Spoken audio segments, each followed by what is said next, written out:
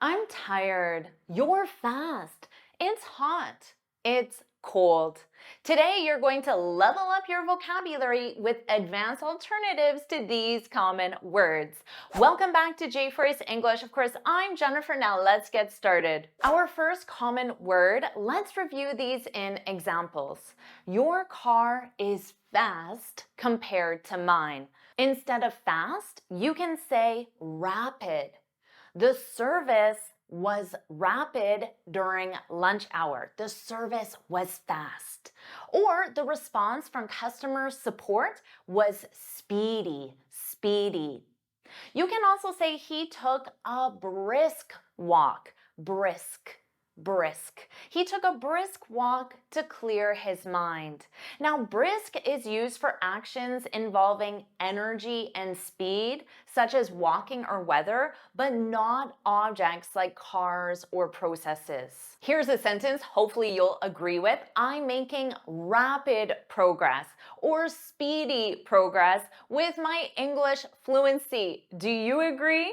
Put let's go in the comments. The rapid change in pressure and temperature produces huge amounts of steam.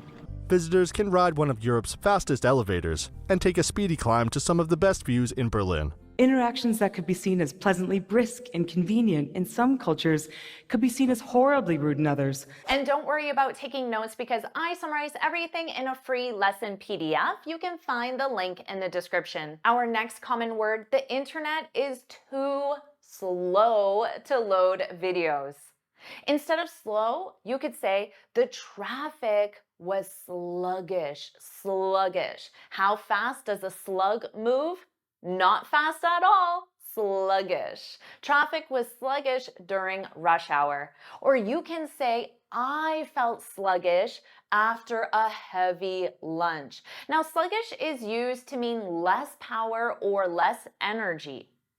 You could also say they took a leisurely stroll by the lake. Now, stroll is another word for walk. Leisurely, this sounds positive. So traffic is slow. That's negative.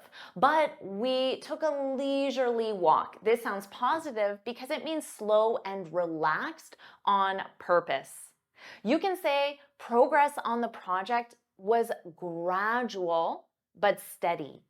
Gradual also sounds positive, whereas slow sounds negative. So gradual means slow but steady. Gradual. Get sluggish. Let your body just eat the fat that you've stored up just the way you should. Hibernate a little bit. Around 500 million years ago, an ancient fish was out for a leisurely swim. Our next word, it was quiet in the library. You can say the room was silent after the shocking announcement. You could say the spa has a serene atmosphere. Serene sounds positive. It means peaceful and calm. Oh, that spa is so serene. You can say the baby's room was hushed, hushed, so she could sleep. Now, if something is hushed, just like when you say shh, it means deliberately muted. So any noise from people, music, outside, so you close the window, the room was hushed. We must be participants of change, not silent observers. This exhibit features playful river otters in a serene environment that is a combination of land and water habitats. Even toddlers will love this hands-on museum where they are never hushed. What's the opposite of silent? Our next word, the traffic is too loud for a meeting. Instead, you can say the thunder was deafening, so loud I cannot hear. Deafening during the storm. Or how about the applause was booming after the performance? Now, deafening and booming both mean extremely loud. Sometimes this can be positive, like an applause. You want applause to be extremely loud. How about this one? Her piercing scream startled everyone. Now, piercing is used for very high-pitched or sharp sounds, and they get your attention. Right now, students around the world are screaming for change in the piercing voice of despair. Ah, crickets. The deafening silence that occurs when someone doesn't respond to our email, phone call, or text, or in some way fails to acknowledge that we exist. Our next common word is too hot to sit outside. Instead of hot, you can say the sand was scorching. Do you know this one? Scorching. Or the sun was blazing at midday. You can say she finished the race despite the sweltering heat. Now, all of these mean extremely hot, but sweltering specifically means uncomfortably hot. It is an extreme temperature. Now, India is a country infamous for its scorching heat and humidity. Everything's smoking, blazing, quickly moving, steam's going in your face, everything's smelling super good. And that's the beauty of wok cooking. It's another sweltering night here in the swamps of Texas. And the opposite of hot? It's too cold in this room. You can say the wind was chilly during the evening walk, the leisurely evening walk or stroll, or the lake felt icy or freezing when I dipped my hand in. The frigid air froze the pipes overnight. Now, these adjectives are listed from least extreme, so least cold, to most extreme, most cold. A little chilly out here, isn't it? Or at night. Surrounded by the swirling currents and freezing water of San Francisco Bay, Alcatraz was believed to be inescapable. Holding his breath under dark, frigid water. Our next common word, she was angry about the mistake. The boss seemed irritated during the meeting. You don't want that. He was furious when his flight was canceled. Maybe you've experienced that. Or she became enraged when her suitcase was lost. Again, these are listed from least extreme, so least angry, to most extreme. Enraged means extremely angry. You know, sometimes I get irritated, annoyed, and wonder, what the heck? What are you doing? Why are you driving like that? He was really furious at Hussiter, as he was, by the way, at Minsky. Torvald finally reads the letter from Krogstad, and he is enraged. Let's talk about hungry. Of course, you can say, I'm hungry. Let's get lunch. Now, you can say, I'm a little peckish, or just I'm peckish. Let's have a snack. You can say, after hiking all day, I was famished. Or he felt ravenous after skipping breakfast. Again, least extreme, peckish only means slightly hungry, to most extreme. Ravenous means extremely hungry. We can whip up a sandwich if we're feeling peckish, but we have to consume proteins and sugars and other essential molecules made by something else. The ravenous swarm stretches as far as the eye can see. Let's talk about tired. I was so tired after the long flight. You can use weary. We were weary after the 10-hour flight. He felt drained from back-to-back meetings. Drained.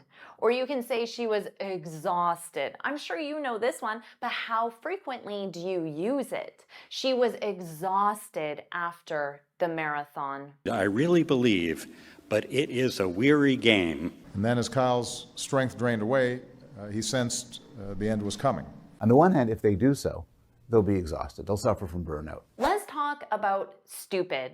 Of course, you can describe someone as stupid, which is quite a rude thing to say, not very polite, but we often use this adjective with ourselves. I made a stupid mistake. Have you ever said that? I made a stupid mistake in front of my boss. Oh no. Well, instead of stupid, you can say dumb. Oh, that was dumb of me. That was stupid of me. You probably know that one. How about foolish? It's foolish, not very smart. So stupid or dumb, not very smart. It's foolish to leave your car unlocked. Would you agree with that? So saying something is foolish sounds slightly less rude than saying that's dumb when you're saying it to another person. Or if you even want to sound more polite, you can say, he made a silly mistake by wearing mismatched socks.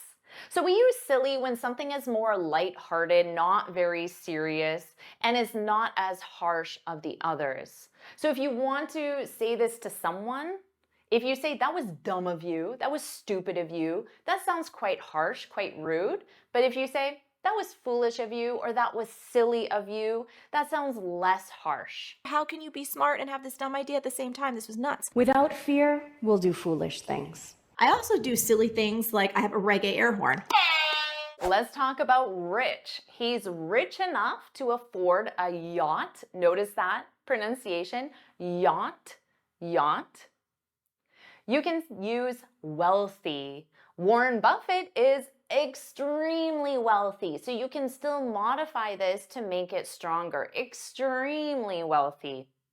You can say, his wife's family is loaded, loaded. This is a casual way of saying extremely wealthy, but native speakers use this a lot. He's loaded, she's loaded, they're loaded. To sound more formal or professional, you can use affluent or prosperous.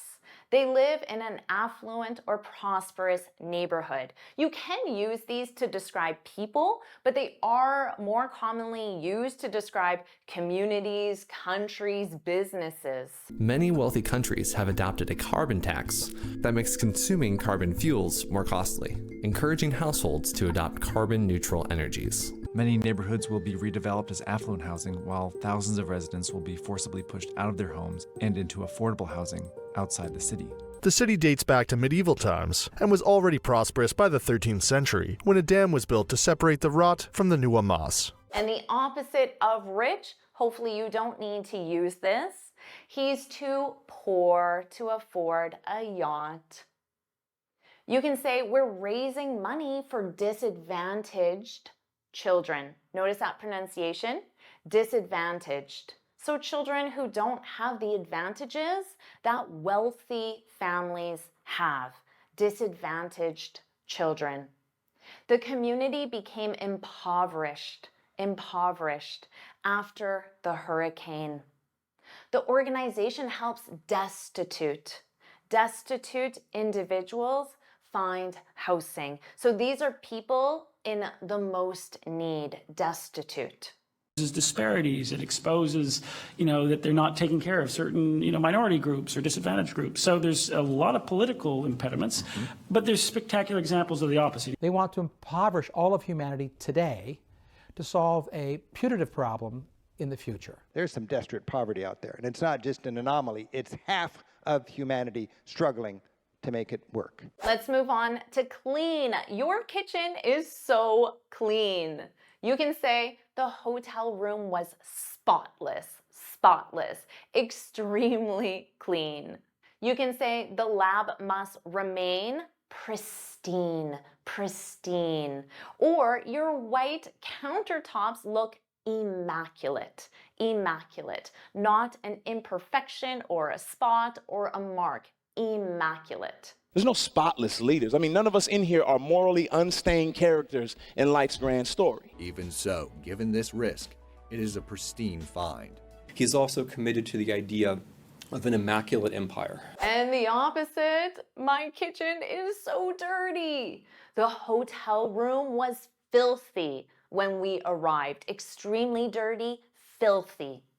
The windows became grimy after the storm.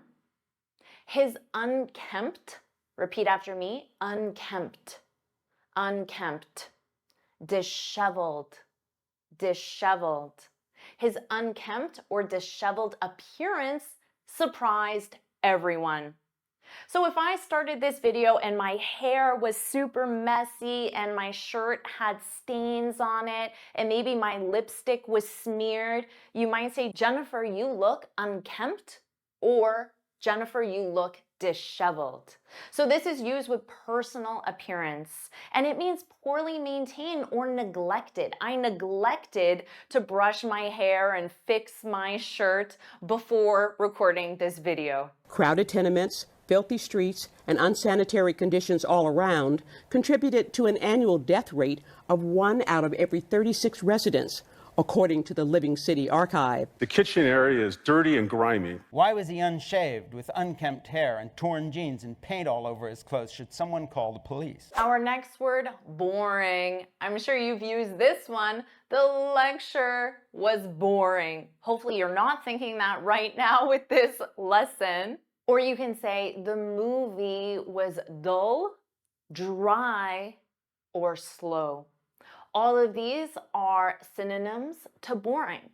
You can say filling out forms is always tedious. We use this with tasks that are boring. Or you can say this job is so mundane, monotonous. So these mean routine, not changing. So the same task over and over again every single day. And because it's routine and not changing, it's therefore boring. I know all of this may seem tedious or boring. I was finding ways to motivate myself when things kind of got a little bored or mundane. An audiobook, it gets astoundingly monotonous. Now you have so many advanced alternatives to add to your vocabulary. Do you want me to keep teaching you more? Put let's go, put let's go in the comments. And of course, make sure you like this lesson, share it with your friends, and subscribe so you're notified every time I post a new lesson. And you can get this free speaking guide where I share 6 tips on how to speak English fluently and confidently. You can click here to download it or look for the link in the description. And you can keep expanding your vocabulary with this lesson right now.